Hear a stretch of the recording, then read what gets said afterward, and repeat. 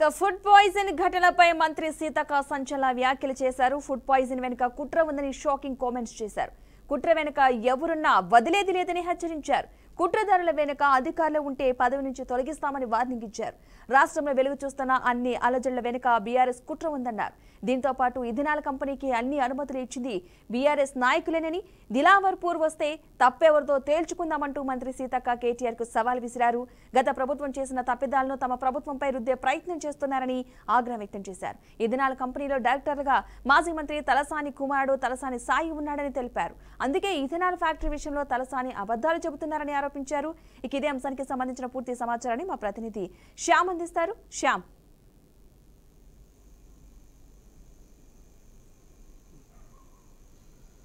పద్మ, గురుకులాల్లో food poison ఘటనలు ఎక్కువ అవుతున్న క్రమంలో ప్రభుత్వం కీలక నిర్ణయం తీసుకుంది. ఈ కేసులకు సంబంధించి కారణాలు తేల్చేందుకు టాస్క్ ఫోర్సు ఏర్పాటు చేసింది. ఫుడ్ సేఫ్టీ కమిషనర్, అదనపు డైరెక్టర్, జిల్లా స్థాయి అధికారితో కమిటీ ఏర్పాటు చేస్తూ గురువారం ఉత్తర్వులు జారీ చేసింది. ఈ బృందం గురుకులాలు, హాస్టళ్లు, అంగన్వాడీలు, ఆసుపత్రుల్లో ఆహార నాణ్యతను పర్యవేక్షించనుంది.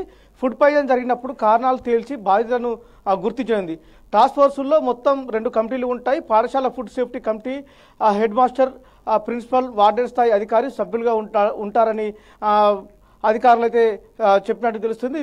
వీరు వంట చేసే ముందు కిచెన్ పరిశీలించి పరిశుభ్రతను నిర్ధారించాలి. ఫుడ్ సేఫ్టీ కమిటీ రుచి చూసిన తర్వాతే విద్యార్థులకు ఆహారం వడ్డించాలని ఆదేశాలు స్పష్టం చేశారు. మరో కమిటీకి జిల్లా స్థాయి డిఎస్డబ్ల్యూఓ, డిటిడబ్ల్యూఓ, డిబిసి డబ్ల్యూఓ, డిఈఓ ఉండే విధంగా ప్రభుత్వం ఆదేశాలు ఇచ్చారు. ఈ మేరకు ఫుడ్ సేఫ్టీ కమిటీలు ఏర్పాటు చేయాలని జిల్లా కలెక్టర్లకు సిఎస్ ఆదేశాలు కూడా జారీ చేశారు. కాగా రాష్ట్రంలో వరుస ఫుడ్ పాయిజన్ ఘటనలతో సర్వత్రా ఆందోళన నెలకొంది. కుమ్రంభీం, ఆసిఫాబాద్ జిల్లాలోని మాంకిడి గిరిజన ఆశ్రమ పాఠశాలలో అక్టోబర్ 30 జరిగిన ఫుడ్ పాయిజన్ ఘటనలో దాదాపు 60 మంది విద్యార్థులను తీవ్ర అస్వస్థతకు గురయ్యారు. ఈ క్రమంలో అస్వస్థతకు గురైన విద్యార్థిని శైలజ నిమ్స్ ఆసుపత్రిలో చికిత్స పొందుతూ ప్రాణాలు కోల్పోయింది. దీనిపై ప్రతిపక్షాల తీవ్ర ఆగ్రహం వ్యక్తం చేసింది.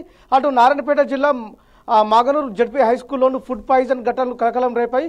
ఈ స్కూల్లో మధ్యాహ్న భోజనం వికటించి 50 మంది అస్వస్థతకు గురయ్యారు. అయితే వారం రోజులు కాకుండానే మళ్ళీ ఇలాంటి ఘటనలు చోటు చేసుకుంది. ఈ 26న అదే పాఠశాలలో ఫుడ్ పాయిజన్తో 29 మంది విద్యార్థులు అస్వస్థతకు గురయ్యారు. దీనిపై హైకోర్టులో ప్రజా యోజన వాద్యం దాఖలు కాగా న్యాయస్థానం తీవ్ర ఆగ్రహం అయితే వ్యక్తం చేసింది. అధికారుల తీరును తీవ్రంగా ఆక్షేపించింది. వారంలో 3 సార్లు భోజనం వికటిస్తే అధికారులు ఏం చేస్తున్నారు? పిల్లలు చనిపోతే తప్ప స్పందించరా?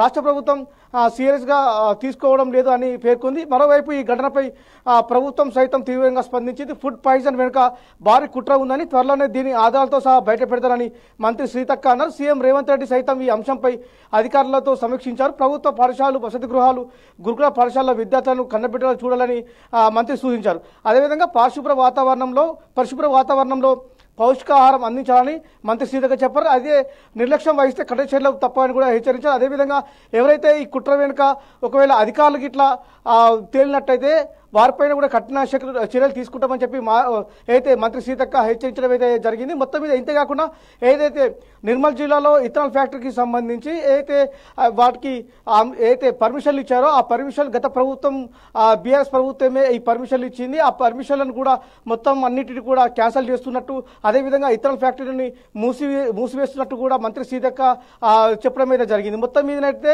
ఇథనాల్ ఫ్యాక్టరీకి మాజీ మంత్రి ఏదైతే శ్రీనివాస్ ఉన్నాడో తలసాని శ్రీనివాస్ వల్ల వియంకుడు దానిలో పార్ట్నర్గా ఉన్నాడు. ఆ టైంలోనే ఈ ఇథనాల్ ఫ్యాక్టరీకి సంబంధించి పర్మిషన్లు అప్పుడే వచ్చాయి. అదే ఈ పర్మిషన్ అన్నింటినీ క్యాన్సిల్ చేయడంతో పాటు ఆ ఇథనాల్ ఫ్యాక్టరీని కూడా క్లోజ్ చేస్తామని చెప్పేసి ప్రభుత్వం నిన్ననే చెప్పినట్టు తెలుస్తుంది. Padma, right, thank you Shyam.